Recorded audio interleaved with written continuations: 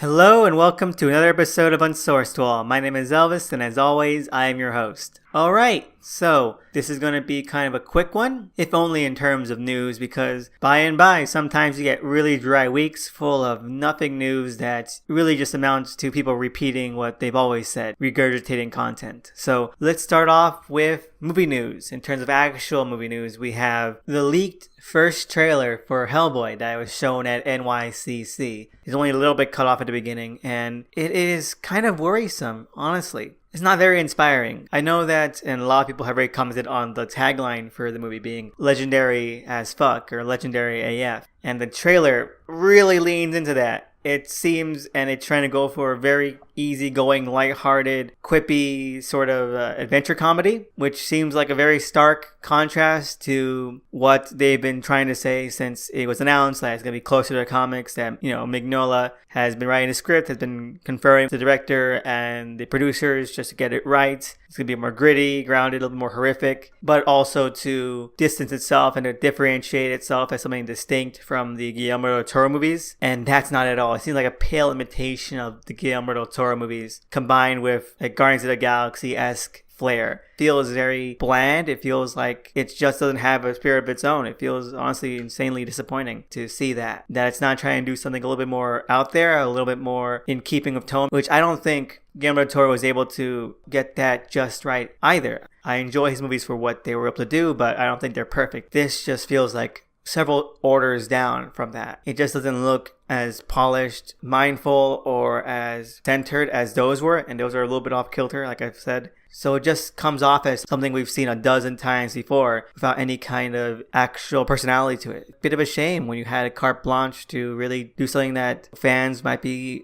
looking forward to, and some things that might surprise people who only know the original movies.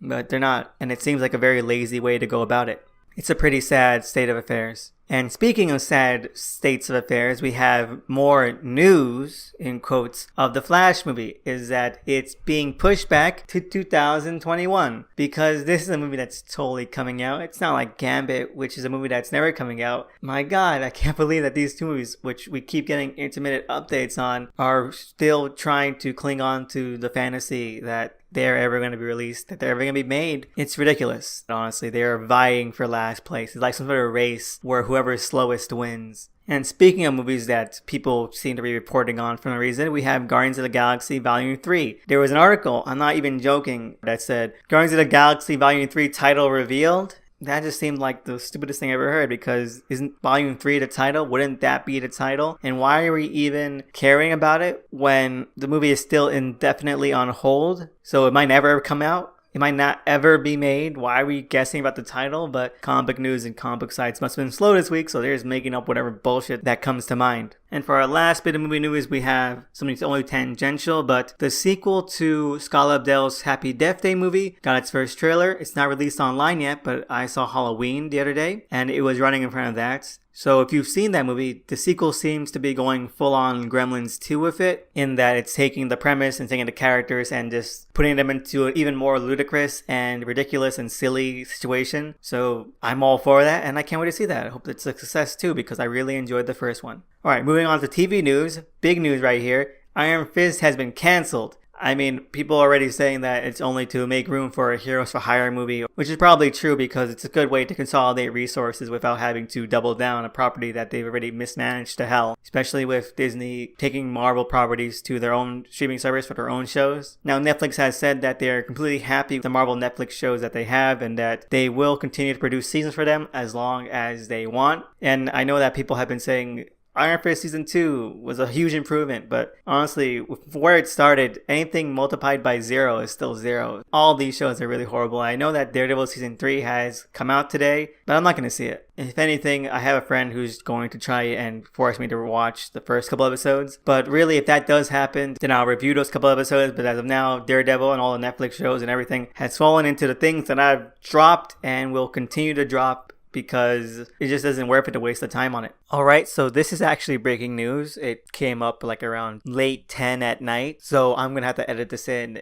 immediately, but it turns out that Luke Cage has been cancelled. So much for Netflix's stance on we can give these as many seasons as we want, although it does lend some more credence if there is credence to be had toward them pivoting toward Heroes for Hire, which I have to admit is a very likely scenario. It just seems like a little bit to pile on without confirming it. If they're going to confirm Heroes for Hire, they should, and not in general this kind of vitriol and rage about canceling these shows that do have fan bases. I don't like either show, but it seems like a very poor planning decision if they are canceling it to make a new show and not announcing that show anyway. So it is up in the air. I just find it very, very messy on their end right now. Hopefully it turns out okay, but I don't relish the thought that at least fans are getting the short thrifts, even though I don't like these shows personally. And speaking of things that aren't worth it, we have more news on CW's Elseworlds crossover event, showing that Steve Amell will be playing Oliver Queen as The Flash, Grant Gustin will be playing Barry Allen as Green Arrow, and I had to give it to the CW. They are definitely keeping it in line with Elseworlds' seemingly mandated premise of taking ex-hero and putting them in a different costume to the hilt. So top choice on being faithful, even though that's one of the main reasons why Elseworlds are dead. Top props. We also have news of CW working on a Superman-centric show starring Tyler Hoechlin. And I have to say, that does seem like a good idea on the surface. I think that despite my intense disliking and criticisms of Supergirl, Superman on the show has been pretty okay, but it's only really because he's kept to small cameos. So the fact that they now think they can bring a show about him means that they're going to have to fill up the time like they always do with pointless, meandering melodrama and annoying subplots and characters and all the other tired gimmicks and narrative tricks in their sleeve. So that's going to go down to 2 really quickly if it does come around. But moving away from CW for a little bit, we have casting confirmed for the Alfred prequel show on Epix, which I guess is still happening, so good for them. I really didn't think it would go anywhere, but we have cast Alfred and Thomas Wayne and a couple of their side characters, so good for them. I hope that it turns out well. I'm not really thinking that there's anything it could do. I made that clear when it was first announced, but I wish them the best because I don't want to go into anything saying that it's going to be crap unless it's something like the CW where their track record speaks for itself. Finally, on to comic news. We have several awesome bits of news. First and foremost being that the Great Illuminated, and I will post all their links below, especially this new one that I'm about to announce, is creating their own digital anthology series to feature 2 of the original stories, one being a continuation of Hero Maker, and the second feature will be Now, which they call a dark thriller. That's going to be great. It's called Damn Comics, and it starts next month in November, so I can't wait for that. I really can't. I really enjoy Hero Maker. I think Now looks amazing, and the fact of the matter is that getting any new installments of both of these series on a regular basis, which I know has been a bit of a strain on Illuminated because of the many products that they're working on, is appreciated, and it's great, and I wish them the best. Can't wait to read this, and if there's any way to support these series in the future, which I keep fingers crossed that comes up, I definitely will because they really do deserve the support and they put out great content. So 2 thumbs up and hope you check it out. Our second bit of comic news is that The Wildstorm has finally announced in solicits when it's coming back from its hiatus, January. So that just means it's taking like a month and a half off, which seems kind of funny because when Ellis says my series is going hiatus, fans know to expect the worst. So many of his series are never coming back, but Wildstorm hiatus comes back a month later. So that was pretty funny, and I can't believe that that means that by June, July, this series will be over. It's going into its final story arc, and it looks to be a riot. And for our last bit of comic news, we have Chris Samney, who many might know from Mark Waid's Daredevil run, is doing an illustrated edition of The Adventures of Cavalier and Clay, a novel by Michael Chabon. It's a sideways glance at the golden age of comic books, featuring mishmashed characters based off of perennial golden age greats like Jack Kirby, Joe Shuster, and Jerry Siegel. And it is pretty damn good. There are parts that lose me. I don't think that there has ever been one perfect Michael Chabon book for me. I still can't wrap my head around the ending. It just left me feeling kind of flat, but the Samney illustrations, if I can find one of the examples, I'll post it up right now, look amazing, and I am really excited for this. I really am.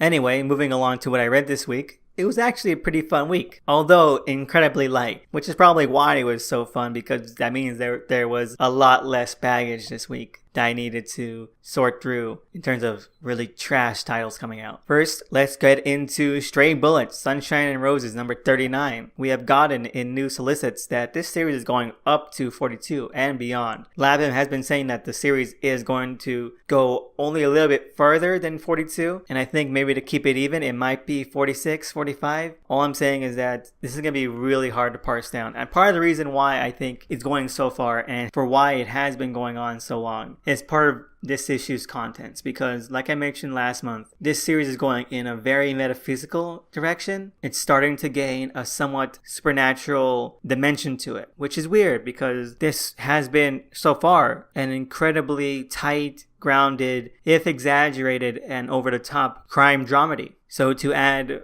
psychics and mind meldings and maybe even actual foresight into the future shouldn't work. It doesn't seem like the series would be able to handle that, but Lapham is making it work, and I have to give it to him because I have to credit at least maybe the fact that the series, even though this particular arc has been going on for years, still has a sense of energy and momentum, and it knows how to put down and space out its intense moments. It's easier to accept this as the explanation for the crazy, chaotic events that are happening, because it folds so nicely into the general chaos and insanity that the series is so silly and so insane enough that just by playing within the realms of a crime comic, that I'm like, yeah, sure, fuck it, this is amazing. And that's really what it is. That's insane. But that's why I love this series. That's why I like another crime comic he did, like Young Liars. This is a development that would not have been outplaced in Young Liars. Young Liars worked on so many levels of reality that you didn't even know what was going on, but you just knew the gist.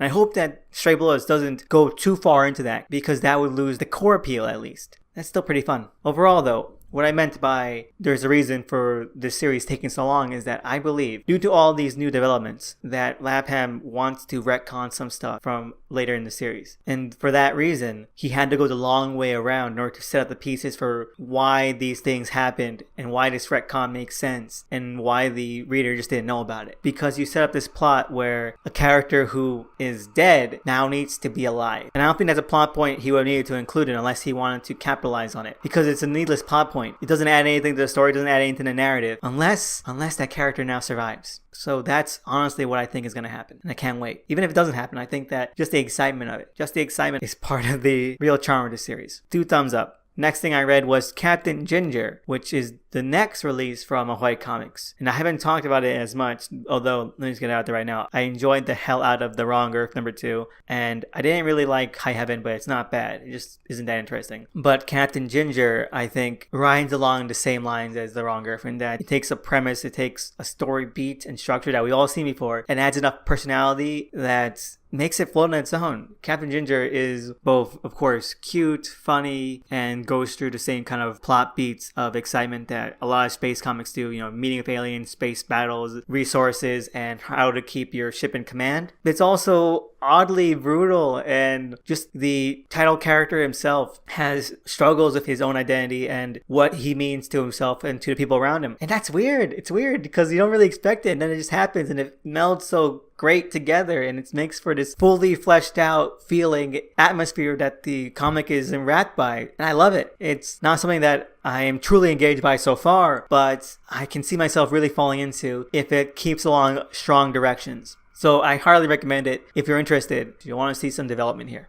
And now, to not end on an altogether bad note, I want to talk first about the new Challengers number 6, which is the finale to this truncated miniseries. And I reread it, I went through it. It's pretty bad. It's a pretty bad miniseries. It doesn't do anything interesting. It's bogged down in a lot of really uninteresting but puffed up premise and characters and concepts. It doesn't have any energy still, and it just is so boring and so predictable. It just wants to be exciting, but concepts alone aren't exciting. You have to have the execution, you have to have the flair and finesse for it, and the series just doesn't. And now it's over, so see you later, challengers. Hopefully your next incarnation will be better and more worthy of your IP. Anyway, moving on to Sideways number 9. Again, more into the dark multiverse arc that Sideways himself is trapped into along with the 7 soldiers. Although the 7 soldiers haven't appeared outside their little premise starter, and there is not much development in terms of the plot at all. Not even for Sideways in terms of character development. I think the best part of this issue is Sideways' mother's funeral. You see his dad there, you see his friends there, you see his enemies there, and they all have these nice little character beats to them within this funeral, and it only highlights, and they mention it too, Sideways' own absence, and just it counterpoints a large dramatic current in the series right now and handles it so well. The issue itself isn't anything to write home about. The most interesting part of the plot happens in the very last page with the return of New 52 Superman. That'll be fun, hopefully. But this issue is just kind of mediocre. So yeah, going the distance, it's lasting longer than 12 issues. So at least 3 arcs for now. Anyway, that's all I read this week. As usual, we're going to be heading into what I watched this week. Unfortunately, I still haven't gotten caught up on The Gifted. It's been quite a busy week overall. But I did catch up with Titans, the second episode that came out this week. So I'll be talking about it right now. I'll put a time code below if you want to skip over the spoiler parts. But I will be leaving a general impression for you at the end. Anyway, this is the second episode. It's titled Hawk and Dove, and if you could guess, it's the introduction to those 2 characters, and honestly, it's still pretty damn good. I wouldn't say it's great, it's fantastic, it's mind-blowing, but the series does have a steady and consistently entertaining hand about it. Although some of the stuff that is a bit hinky, I think, is going to be consistent throughout the series, which is a shame. This episode doesn't feature Starfire at all, and I'm wondering if that's part of the reason why it feels a bit dragged out like that episode was. Because of how some other subplots running around, they have to stretch out some moments and some plot beats that I don't think really service the episode that well. Like you have some very cliche and very rote dialogue that you could have cut out the episode, or you could have conveyed in a different way that you didn't have to make so point blank in the dialogue and the characters' interactions. I mean, it's not as bad as the CW does it all the time, but it does come off as slightly weaker than a lot of the other non-verbal, more character-focused interactions that do go on between these 2 episodes at least. Plot-wise, I think it does a good job continuing it. I don't think it was a mistake to make this a weekly series. I know a lot of people are saying that this series so far feels like it was meant to be binged. No, I think that each episode feels succinct in its own time slot. I'm not itching to immediately see the next episode, but I'm not feeling dissatisfied. It feels just like a regular show, which is great.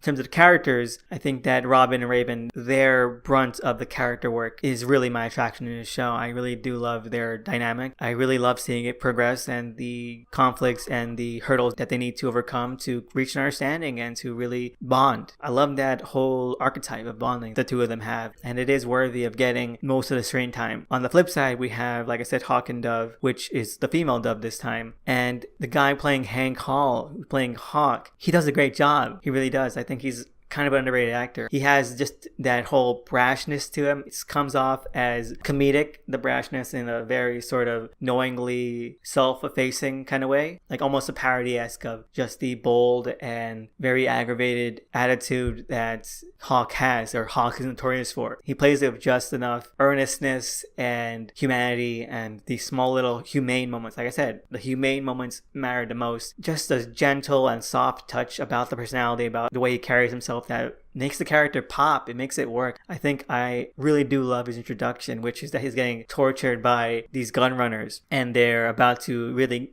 dig in deep with him with these pliers, these garden shears. And the boss says, "Who do you work for?" And Hawk just looks him right down and says, "Everyone that your guns hurt." And that's fantastic. I love that line. I love that exchange. I love the mood of all this. Dove, for her own part, has more of a flatly ingenuous role. I don't think she really gets that much development. She's used more as like a prop, which is my main concern with this episode and my main criticism. I don't think that she really does much except be something that Hawk's character revolves around and Robin's character uses as a plot beat for his own development. So the events in the episode lead, and this is the spoiler part, it leads to a classic women in refrigerators moment. It does it so nakedly that It makes me wonder if she's even really dead, because again, we have Raven, who's magic user. But then I remember that Dawn, that the male Dove, was also cast. I'm wondering if when they first announced that he was going to be in flashbacks, we get a flashback in this episode to 4 years in the past, and it's still the female Dove. So I'm wondering if that was just a lie and that the male Dove is going to replace her. And I both hope that does and doesn't happen, because I love the male Dove. I think that character is so fun and so innocent, and I love it. I love seeing him around. But I also just don't want this character, female Dove, to have just been used as a prop, because it sucks. I think the actress is very charming. I still think that there's so much more they should be doing with her. So I hope she is not dead, because that would be just such lazy writing for a show that I still really enjoy. I think that something to do with Hawk was great. I still think that Dick is getting some really great development, and his structure of the character feels so fleshed out, along with Raven. So just for this character to just come along and be flat for the sake of being flat really does put a mark on it. I would be remiss if I didn't mention the villains of this episode, which are the Nuclear family, who are a quartet of Firestorm villains. They are an all-American kind of family, mom, dad, son, daughter, and this episode, I think, really plays it that kind of funnily. They could have played it a little bit less over the top, and it would have made it creepier, because the whole gimmick is that, like, they are a 50s kind of standard, and that's their personality and the mode that they operate in. If you had just kept them completely straight-faced as unflappable,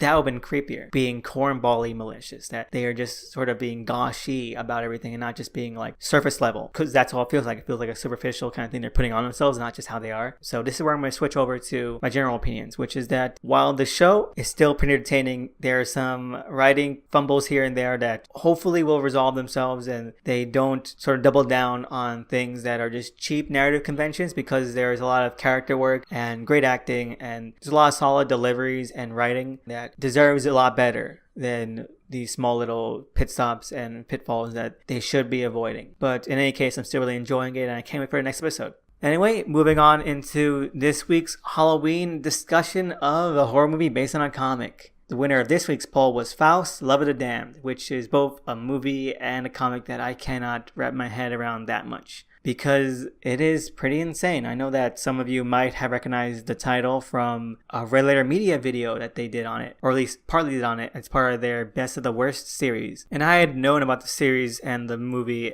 way before that. When I saw the episode, I was hoping that they would go more into it in terms of like the content of it, but I was disappointed that they just kept it really steadily and didn't really delve into it, because there is a lot to get into with this series. And just to get it out of the way, Faust, Love of the Damned is a series that took over 25 years to finish, or around 25 years to finish. And it is a series that I have tried 3 or 4 times to truly understand. And while I have gotten from the first issue to the final page, the final issue, I have never been able to, or I would never be able to tell you exactly what the hell went on in that series. The plot is almost incomprehensible. So I'm going to attempt to right now, and so this covers both the comic and the movie, but the plot as it stands is that this guy, his girlfriend is murdered, and the guy sells his soul to the devil, known as M, and becomes his warrior, who goes on and does some assassin jobs for him, and he ends up reneging from this. He also ends up going to a mental institution where he's a patient, and his therapist helps him out, who then ends up crossing paths with a journalist, and the journalist ends up helping him out, and then everyone gets stuck to hell. He has to fight the devil, and the devil has a girlfriend, and everything gets reset except for the girlfriend, and then there's like this little twist with the name because she ends up being pregnant. It's all a bunch of craziness, and you can tell right now that clearly riffing on a lot of stuff that came out both before and after it and influenced comic itself and the movie. So it's really a lot. The movie, I'll get into that later. I just want to get through this because the two of them are intertwined in some interesting ways. And the problem with the comic is that it is dense. And it's not dense in the good way. It's dense in the way where you have really busy, really scratchy black and white art where everything melds together, combined with archaic and almost incoherent narration of both typed form, legible handwriting form, and a main character who narrates in just the most scattered way, who also sings James Brown songs nonstop. And that's just the first issue, and it just gets more and more insane from there in terms of the presentation of it. So the fact is, I just can't really tell you the exact story of what went down. Now, the movie itself and it came out before the final issue came out in the middle of all this, was written by the writer of the comic. And it really does work as this Rosetta Stone for the series itself, because it's like that 2001 sort of thing where Arthur C. Clarke and Stanley Kubrick worked together to develop both the book and the movie simultaneously. So one feeds into the other, and where one doesn't really say as much as it could, the other goes into much more detail about it. It's kind of the opposite here, where the comic says way too much and it takes way too long to understand anything, while the movie is able to tell the same plot beats, the same characters, and the same character archetypes, because some things do get shifted in translation without any of the fluff. It tells everything so much more concisely, and that, funnily enough, makes it one of the best comic adaptations of all time, except for the final act. And I want to get into that, is that, like I said, the comic wasn't finished by the time the movie was made. What's weird to me is that they shared a writer, so it seems so shocking that the writer would drop the ball so much in such a slapped together and rushed ending, and not have anything in mind for how the series was going to end the actuality. It does seem like the movie stops in its tracks to come up with this really forced and almost nonsensical ending that doesn't make sense of what was set up. To the fact of the matter is that the comic ending, which I did understand because it comes back to normalcy at the end of it, and the shift and the tone really does change in order to facilitate that, would have worked for the movie itself, because, like I said, it did fall along together. The fact of the matter is that if you didn't have an idea of how the comic was going to end, then it makes so much more sense that the series is only 15, 18 issues long, and it took 25 plus years to get it all out. Maybe that's the reason why. Maybe he just didn't know, so he came up with whatever bullshit in order to finish the movie. But the movie itself is really hammered down by this, and I want to get more into the movie right now because I spent too much time with the comic already. But the movie is like this really weird mess of things. So the fact that the ending really does drag it down means a lot, because let me tell you, the movie is like this insane mix of Spawn, The Tick, The Crow, all mashed up together. And while the comics of both of these two respective properties start at the same time, it is pretty much inspired and tries to ape and imitate and copy the Crow movie, down to this one scene we didn't see the comic, which is the same impetus, because revenge stories aren't original. It's just the execution of it. And we don't see, like, Faust, the title character's love interest dying and him getting set on this path to being the devil's consort and then reneging against it at all. While here we get pretty much a scene that almost looks the same as the Crow adaptation scene where Eric's fiance dies. So it just seems like, okay, we see what you're doing. But the fact is that we also have like a very colorful and lively and ridiculous and silly tone to it, along with some really, really classic B-movie goop and ooze gore effects. It's a wild ride, and it shouldn't work. But for some reason, if you're into like this really gnarly and disgusting B-movie genre and atmosphere, then it's easy to get sucked into it. It really is, because you're used to that kind of effects and that kind of tone and just the raunch and just dreadful nastiness of it all. And for that, it's actually kind of engaging, because it's not badly written for that genre and for that sensibility. The characters, which include a cop and Faust's therapist and Faust himself, they all have really indelible and tangible character arcs that make sense. Every scene with them really does flow into the next. It stays consistent until that ending. I think my favorite character arc was Jeffrey Combs' character, and his analog in the comic series is a journalist. And he's also one of the main heroic characters of that series, and gets this really great sort of ending that caps off the finale of everything, and it really does seem like a hearty thing. Their characters, despite the differences in professions, stay pretty close together. Jeffrey Combs' character has this incredible little amount of scenes where you get